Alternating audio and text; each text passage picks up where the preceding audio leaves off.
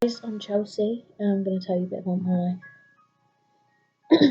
When I was 12 years old, I was sexually assaulted by one of my ex-boyfriends. I was with this guy for almost a year. We were very close and everything, and all this and that. And one day we met up and everything, and we'd broken up. But my best friend was going out with his best friend, which meant we had to meet because obviously them two were best friends, and I was best friends with her, and she didn't want to go on her own for the first time, which is understandable. So I went with her, and it just all happened at once. Like, I don't really want to go into detail with you guys, but I was really badly sexually assaulted. I was pushed up against the fence, and he just kept groping me. He kept grabbing my private parts and falsely touched me, and I just I just don't see how anyone could do that. And then the next day, I woke up and I just told my mum everything. I sat there in tears and I said everything to her about what had happened. And she was like, "We need to call the police now." And I was like, "But mum, I can't. He's stronger than me. He will hurt me if he finds out I've said anything." And then the next thing you know, I had police come around the house, and then they turned around and said, "There's not much we can do because there's no evidence of him sexually assaulting me. We've looked at a couple of cameras and we've seen him walk away, but we haven't seen him actually touching you.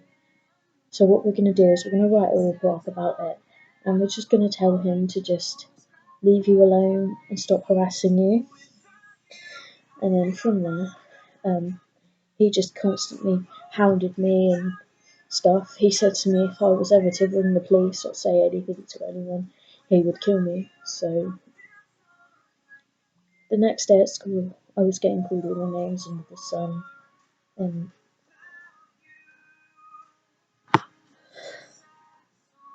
I'm sorry. I had a call to say my best friend had died in a car crash, and I just broke down. I just felt like, what's the point? Like, she was the only one who actually listened to me. She was the only one who cared. I just didn't know what to do. Like, I should have been there for her, but I wasn't. I was at home. I feel like it's my fault. I left her on her own with him, and I trusted. I tr- the next day, 2 weeks later, it was her funeral. I had never been so upset in my whole life to lose my best friend. She meant everything to me. Everything. And it proper tore me apart, and all the bullying and everything got on top of me. And then one day, I took a long walk home through the forest, and there was a bridge. So I decided to sit on the edge of the bridge. Like, you got the railings, so I was sat on top of there with all the cars above me, and I thought, I can't do this anymore. I was going to end my life there and then. But the thing was, I just thought about it. My best friend said to me, never let them bully you, never let them get the better of you, because if they get the better of you, then you don't know what to do. And I just felt like nothing without her. She was my best friend. She was everything to me. She was like a sister. And now I'd lost her, I was so weak. I didn't know what to do. I failed all my exams. I left school. I stayed off school. I just couldn't cope. And then the 13th of July. Okay, it's the 13th of January. I received a call, and they said, "Your daughter's due for a hospital appointment." And I was like, okay. I had no idea what this was for or anything. And I used to self-harm a lot as well. But yeah, I received a call, and they turned around and said, "You need to come in now." And obviously, where I'd been self-harming, and where they've heard that I wanted to jump off a bridge. They said it was all attention seeking, but it wasn't. I actually needed help. So I got sectioned. And I met this girl. She was my roommate, and we grew really fond. We got very close. And the next day, we were just sitting in the canteen, and she says, "I can't keep living like this. I need to tell you the truth." And I was like, "Tell me the truth about what?" And she says, "I was sexually assaulted too." And I was like, "Oh, you should have told me, because obviously I can help you because I've been through it myself, and you need to tell someone about it because it's going to make it worse, building it up and building it up and building it up, because you just want to feel like you just want to end it." Okay. So after that, I woke up the next morning and she was just laying there. I tried waking her up, but she wouldn't wake up.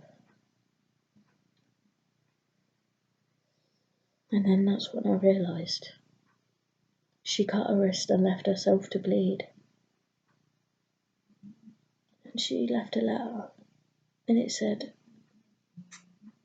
"Dearest Chelsea, I'm sorry to let you know this, but the guy who sexually assaulted you sexually assaulted me too.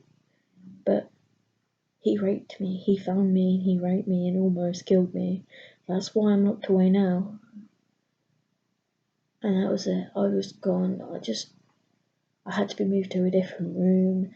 I was locked away myself because they thought I had something to do with it, and it was horrible. It was absolutely horrible. Anyway, in the end, I decided to move away and start a new life. This has helped a lot, but he still hacks my phone. He still hacks my Facebook. All I suggest, please guys, if you're getting bullied, if something like this has happened to you, please tell someone sooner, because it will get worse. And you don't want it getting worse because it will make you worse. And it could end up leading to actually hurting yourself or killing yourself. It's such a hard subject to talk about, but I feel you guys actually have the right to know, and I just want you guys all to know. If any of you need to speak about anything, I am here, and I'm going to be here for the rest of my life, and I'm going to fight this. But anyway, I want to thank you guys for all watching this, and please, please get some help, please. Thanks for listening.